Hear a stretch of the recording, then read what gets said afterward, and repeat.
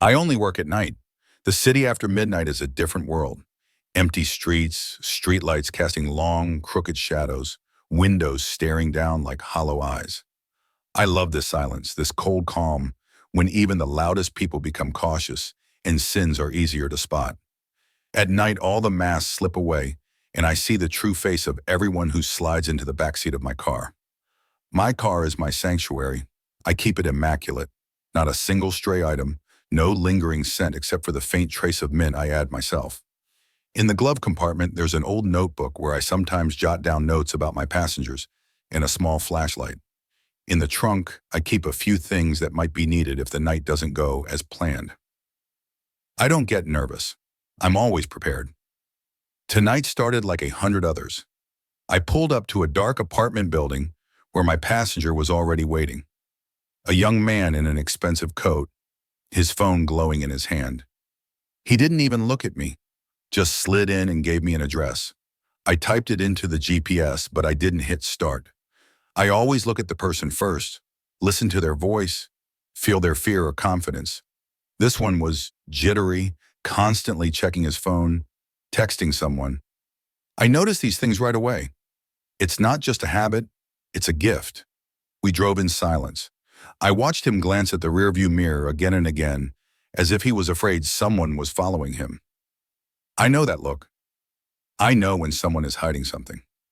I changed the route, steering toward the old industrial district, where the factories have been closed for years and the windows are boarded up. He didn't notice at first, but when he realized we weren't heading where he expected, his voice went thin and tight. "Where are you going?" he asked, trying to sound calm. I didn't answer right away. I like it when they start to worry. That's when the truth comes out. I stopped the car under a flickering streetlight, killed the engine, and turned to face him. He stared at me, his fingers tightening around his phone. I could see the pulse in his neck, quick and shallow. I leaned back, letting the silence stretch, letting him feel the weight of it. The city was so quiet out here, you could almost hear the dust settling on the broken windows. "Do you know why you're here?" I asked, my voice low, steady. He shook his head, eyes darting to the door handle, then back to me. I could see the calculation in his face. How fast could he run? Would anyone hear him if he screamed? Out here, no one would. I told him to confess. I always do. It's not about what they say.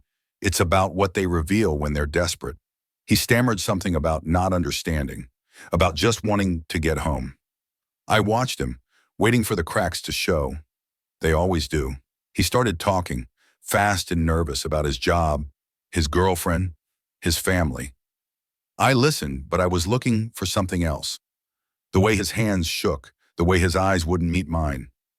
I asked again, softer this time, "What are you hiding?"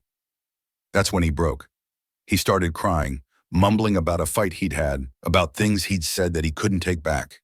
It wasn't enough. It never is. I let him out eventually, left him standing in the cold, empty lot, shivering and alone. I watched him in the rearview mirror as he tried to call someone, his voice echoing in the night. I drove away, the city swallowing him up. Some nights I don't let them go. Some nights the confession isn't enough. I keep a record in my notebook, not names, just details. The way they looked at me, the things they said, the way the air felt after they were gone. I don't need to remember their faces. I remember the feeling, the shift in the air when the truth comes out. Tonight I drive for hours, picking up fares, watching, waiting. Most people are harmless, just tired or drunk or lonely. But sometimes I see it, the flicker of guilt, the shadow behind their eyes. That's when I know. That's when I take the long way.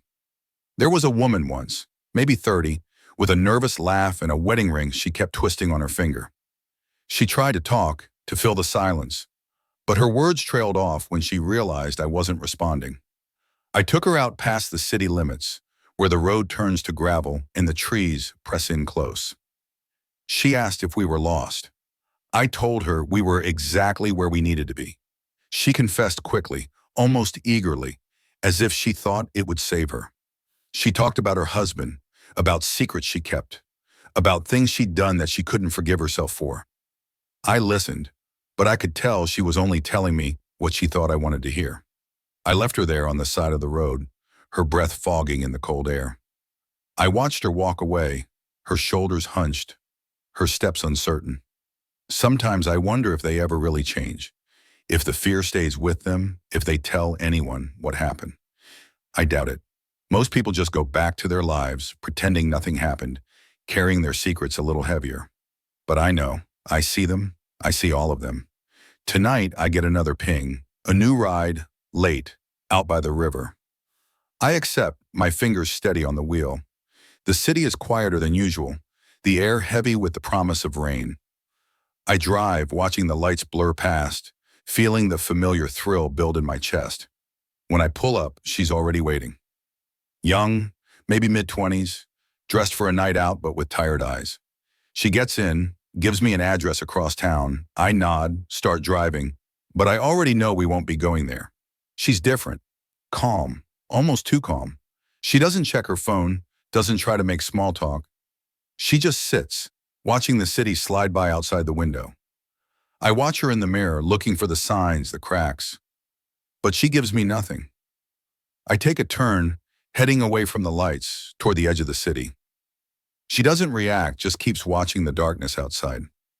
I feel a flicker of doubt, but I push it down. I know what I'm doing. I've done this before. When I stop the car, she turns to me, her face unreadable. For a moment, we just sit there, the engine ticking as it cools. I ask her, "What are you hiding?" My voice sounds different, uncertain. She smiles just a little. "I knew you'd take me somewhere else," she says quietly. "I left my location on for my friends. They know where I am." I freeze. For the first time, I feel the cold seep in, deeper than before. Blue and red lights flicker in the distance, growing brighter, closer.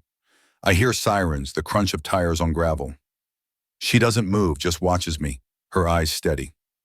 The police pull me from the car, their voices sharp, their hands rough. I don't fight. There's no point. I watch as they lead her away, her face calm, almost relieved. I sit in the back of the squad car, the city lights fading behind me.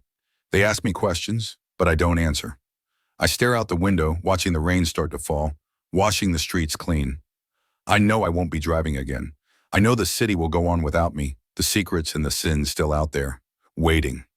But I'll remember. I'll remember every confession, every secret, every night spent in the dark, waiting for the truth to come out.